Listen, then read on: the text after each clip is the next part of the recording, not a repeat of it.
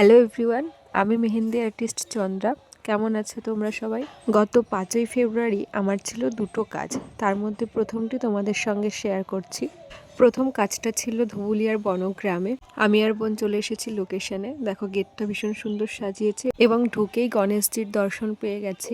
পিপাসার time দেওয়া ছিল 12টা, 12:30 বেজে গেছে, তখনও ও রেডি হয়নি। আমি 1টার দিকে কাজে বসে গেছি এবং কাজও শুরু করে দিয়েছি। ওর যেমন রিকোয়ারমেন্ট ছিল আমি ঠিক সেভাবেই মেহেন্দিটা করে দিয়েছি।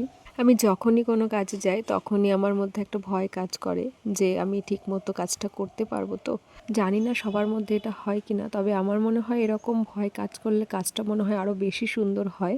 যাই হোক, কথা বলতে বলতে আমার কাজও কমপ্লিট হয়ে গেছে। যখন আমরা বাড়ি ফিরছিলাম তখন আমার এই পুরনো হাই স্কুলের পাশ দিয়েই ফিরছিলাম, যেখানে আমাদের অনেক স্মৃতি লুকিয়ে আছে, এটা জীবনে চাইলেও আর কখনো ফিরে পাবো না। যাই হোক, আজকের কাজটা কেমন লাগলো অবশ্যই জানাবে।